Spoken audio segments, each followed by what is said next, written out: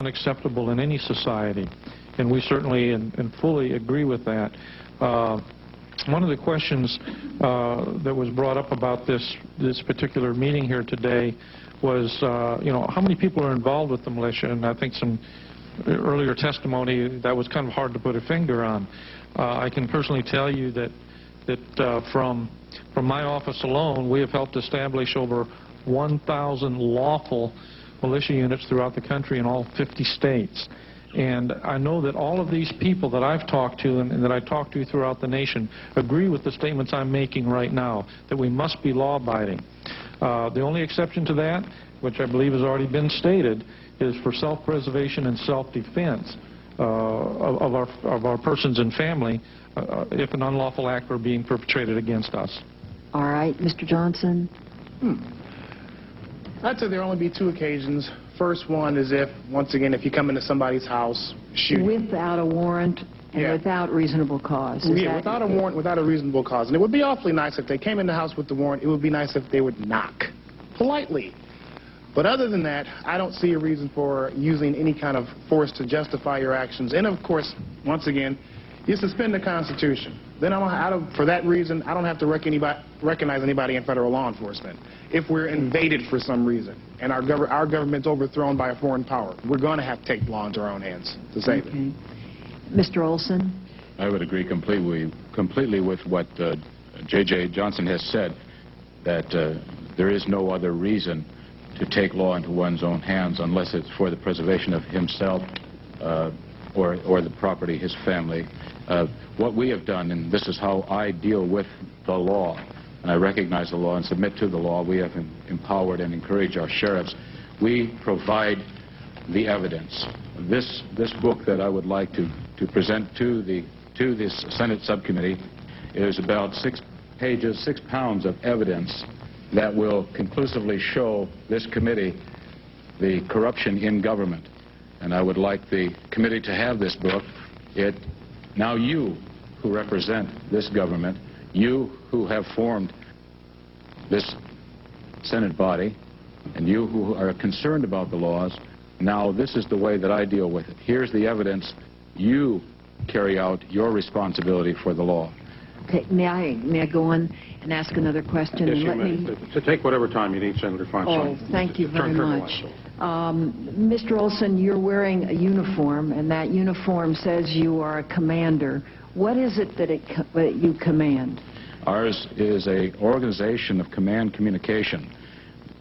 Serving in the military, we understand what is called command control communication, because there is a control that must be exercised in the organized military. We in the militia have command communication in that we convey information down to the lowest level so that reasonable, intelligent human beings can make an informed decision. Do you command people? No, I am a commander only in what is called a unity of command, so that a person reports to another person all the way up and down the chain. That's called a simple line of communication or echelon of communication. There is no command control. And what do these people communicate about? Communicate information. The information now available to the American public is extraordinary. Is extraordinary in that we are available now through alternative sources of news to convey truth to the American people. I believe that what you're seeing in America in the last 3 or 4 years is a phenomena of informed Americans now waking up. A new conscience is building in America. I don't mean to stop you, but I've got so many questions. Yes. I want to ask you about what it is, practically what it is you do. Do the people in your organization stockpile weapons? I wouldn't say stockpiling. No one should have more than they should need. How many weapons does an individual need? It depends upon the threat that they perceive. So is it fair to say that there could be unlimited numbers of weapons? Possibly. The old adage in the military is that accuracy is everything. And what do you do with these weapons? Prepare ourselves to defend ourselves, ma'am. We are not offensive. We are defensive, purely defensive. So everybody is trained in how to use these weapons? No, ma'am. In the community that we call the militia, there are 2 parts of the militia. That which we call the patriot body, those people that are more concerned about information seminars, videotapes, information. And then there is the militia who may be involved in the weekend maneuvers. That is what you see in the press often. What you don't see in this vast grouping of Americans concerned about the Constitution are the religious right, for example. They're very much concerned. The patriot community, the information community, they're very much concerned. But what you do see is that small portion of people called the militia who exercise on the weekends. And under what circumstances would this command operation that you have sanction the use of these weapons? Excellent question, ma'am. We will defer to the lawful historic authority, which is the county sheriff. He indeed is the commander of the local militia.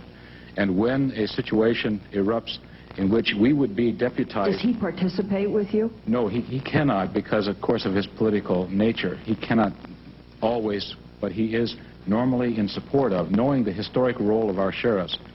In the event that the county were to be endangered, he could deputize a ready posse, and he could form the militia to defend the people. That's what the historic militia is all about. And what would this county be afraid of?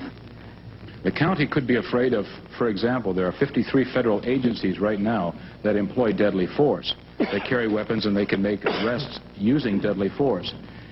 But supposing they had warrants?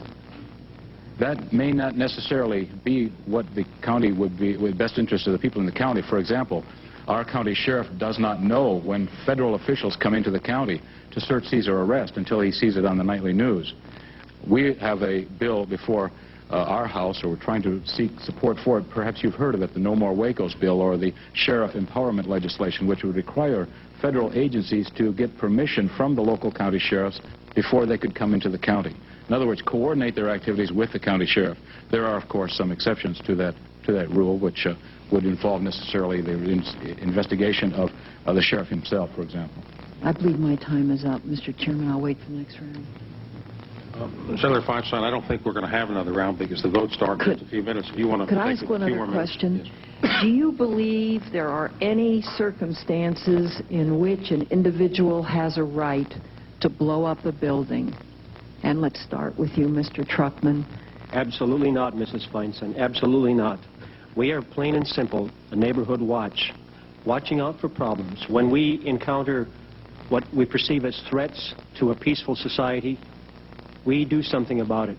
Well, let me ask you this. If you're plain and simple, why do I read constantly these violent quotes, this hatred for other people, this anti-Semitic, anti-black, driving people to have this intense fear and antagonism? Would you like my black friend to answer that for you? I'm sick and tired of these questions constantly. I asked you, why? We have gone over it and over it and over it, and if you want to blame somebody about it, take a look at the press. We're telling them one thing, they're telling you something else. I already addressed So you're saying you don't say these things? No, ma'am, I do not say that. Okay. We're all in this together. That's all I wanted to know. So all those comments are wrong. I'm sorry, Mrs. Feinstein. What we're saying is we are all in this together. America better put away its differences or we'll cease to have a country. We shouldn't be your side and my side. We should all be for the same, the betterment of our country and for our fellow countrymen. That's all I'm saying. Mr. Fletcher? Well, it's pretty much the same answer. No, absolutely not. And I don't mean that your question's ludicrous, but that it is a little bit, and I don't mean that as an insult. I don't think anybody could perceive that point in time where that would make sense, particularly if we're talking the housing of infants and that type of thing. And the press, which Mr. Trockman refers to, shows Mr. Trockman's face and one of the other Patriot leaders' face and the blown-up babies.